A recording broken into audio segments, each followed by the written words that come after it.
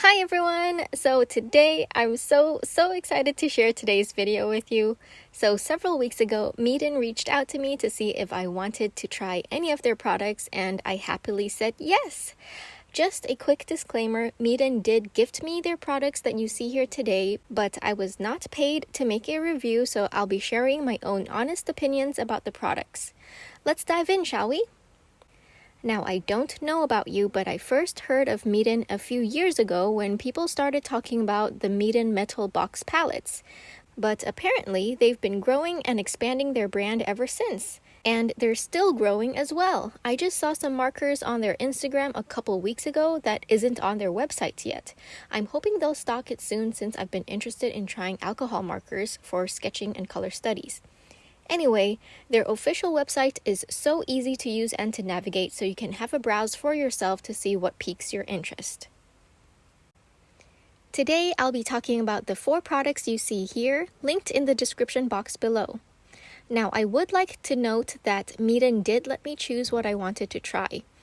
I did my research and it seemed there are already many reviews on their watercolor art sets, so I wanted to showcase other products that other people may not have reviewed yet. I chose this palette, this brush set, and their small brush case, which sadly was out of stock at the time, so they sent me this detail brush set instead. And MEEDEN also wanted me to try their paper. Apparently, it's made by the same manufacturer as Bauholm papers. And you know I already love my Bauholm paper, so I said yes to the paper block as well. I'm going to start off with this 13 well ceramic palette. This is the one I was most excited about because I've really been interested in ceramic palettes lately. But I couldn't find this particular type of palette anywhere. It has 12 wells around the perimeter, which is perfect for beginners learning color theory. I'll show you how I put that into practice in a bit. Now, right off the bat, I'm already super impressed that there's a customer service email right on the box for you to contact should you encounter any problems. The palette itself feels like it should. Heavy duty, it's ceramic after all. The quality is excellent, just as I expected. However, I do see this brown dot here, as well as a couple smaller dots in the middle mixing well. I've already cleaned the palette just to make sure it's not dust or anything, so I concluded that the dots are actually embedded within the ceramic. I also found 2 little spots that seemed like they weren't fully coated. I'm not sure what this means for long-term use, but personally it's not an issue for me as I'll be filling the well with paint anyway. And the dots aren't a problem for me either because the big dot will be covered with the paint I put in the well, and the small dots are honestly just so small that you can't even see it from a sitting desk distance away. Obviously, this is the same as other ceramic palettes in that your paints won't stain it like with plastic or metal palettes. It's easy to clean and also easy on your brushes. But what I think is the selling point for this has to be to learn color theory by using the color wheel. That's a whole topic on its own which I won't cover today, but I'll show you a few exercises you can do to get started and acquainted with your colors. We'll be working our way up towards a 12-hue color wheel palette by starting with a primary triad.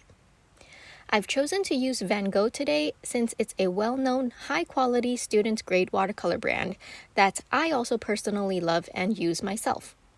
For this first exercise, I placed my 3 chosen primary colors into the palette equally spaced out. With the tertiary color wheel in mind, you can practice mixing the primary colors with one another to make up the color wheel. Quin Rose and Azo Yellow light to create oranges. Quin Rose and Phthalo Blue to create violets. And Phthalo Blue and Azo Yellow light to create greens. You can also use the middle mixing well to practice mixing browns. Use the primary colors themselves to dictate the space for your yellow-brown, red-brown, and dark brown colors. My advice is to start with yellow and add a bit of magenta to create an orange. Then you can add in blue to mute it to make a middle brown color. The second exercise I have for you is to use a split primary palette. These are the colors I would use from Van Gogh. A few other well-known brands also offer split primary palette sets, so you could definitely get one of those to start with. Usually the split primers would be right next to each other, but for my reds, I chose Quin Rose to be my magenta, aka cool red, and Permanent Red Light as my warm red. This is more of a red-orange than a middle red, so I'm going to place it in this position of the palette instead. I can't seem to find my Van Gogh Ultramarine Blue right now, so I used Rembrandt's Ultramarine Deep instead. Like the previous exercise, you can practice mixing secondary colors to fill in the color wheel. Once you get to a point where you feel comfortable to expand your palette, you can then fill in each well with colors that correspond to each position. Again, I've continued using Van Gogh here for a beginner-friendly budget, but definitely feel free to use your preferred artist-grade watercolors if that's what you prefer. To customize this even further, you can add convenience colors in the center well. Normally, I'd pick a yellow earth, red earth, and dark earth color, but this time I chose something a little different. I went with Naples yellow reddish, burnt umber, and oxide black. Now, a couple other things I love about this palette is that the wells are large. I can easily fit larger brushes in here without a problem at all. Not only that, the wells are somewhat slanted, with the inner circle part being deep and the outer circle part being higher up and more shallow. I absolutely love this because I can squeeze my paints onto the upper shallow part of the well. And when I use my paints, I can have a pool of paint here in the deep side without contaminating my fresh blob of paint too much. I do wish they also offered this same palette in a smaller size because, most of the time I don't paint on large format surfaces, and if my palette could take up less tabletop real estate, then that would certainly be ideal. I don't know, what do you guys think? Should they make a smaller size? Comment down below. Alright, moving on. The Watercolor Brush Set. It comes in this sturdy paper cardboard box that's been shrink wrapped. I had so much fun unboxing this since it felt so much like unboxing a new iPhone. Once open, you can see these brushes have been secured in place with these looped elastic bands. Now, do not throw this away. It's perfect for securing your brushes to dry upside down. So useful, right?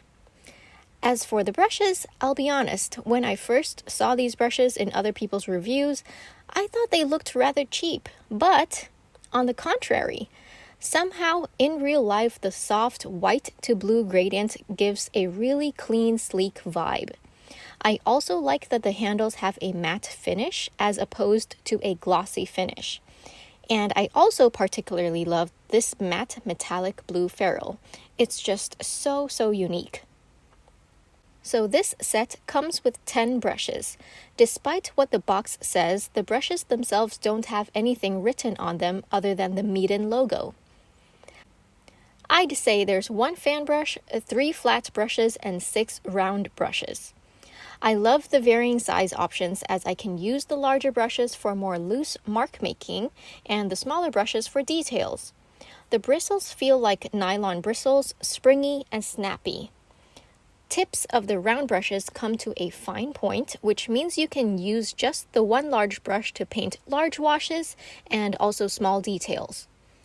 Some of you may know that I do like to paint some splashes here and there, and I'd say I struggled a bit to do that with the round brushes. The largest flat brush, however, could do it easily. I do feel like the springiness of these brushes will be perfect for when I start exploring painting with gouache, since it's a heavier bodied medium but not as heavy as acrylics. As for the paper, I'm just so amazed again. It feels exactly like Baohong, 100% cotton indeed. The cold press surface is just a dream to paint my loose florals on. I just love how I could see the texture of the paper and the color gradients. I should let you know though that the glued edges are a light green color instead of an opaque white-gray color. This means that when you remove the sheets, some of this green may still be stuck onto your paper. It's not a big deal though, you can easily peel it off, but I thought it was just worth noting. Now, I believe Meeden currently only offers this watercolor paper block in one size, 10 by 7 inches, which is about B5 size. But I do think people will definitely buy other sizes too, don't you think? As for these detail brushes, I'm not sure I'm the best person to review these since I'm not particularly the type to fuss with details. However, these feel rather stiff and maybe more suited for mediums like gouache or acrylic. I do love that the handles have this ergonomic shape that will most likely help with those of you who paint little details for extended periods of time. The set includes, again, various sizes of round brushes, flats, and liners. And don't be alarmed when you see this brush, it's not a defect. It's actually meant to be bent like that. I'm not sure if many watercolorists have a need for such a brush, but I am aware that miniature painters or model painters use these types of bent brushes to paint nooks and crannies on miniature models or details of things of that sort. All in all, I had so much fun with this set of supplies. Thank you so much again to Meeden for sending these my way. I was pleasantly surprised that the paper feels pretty much just like Baohong. The brushes I definitely get more use of, and I'm sure you'll be seeing me use them more as I take you on my gouache journey in the future. And most importantly, the palette. It's so hard to find a proper color wheel ceramic palette. I think this is just the perfect size as well for everyone who likes to paint small or large. I'll definitely be getting lots of use from all of these. And that's all I have for you today. As always, thank you so much for watching, everyone. Don't forget to drink lots of water and stay hydrated.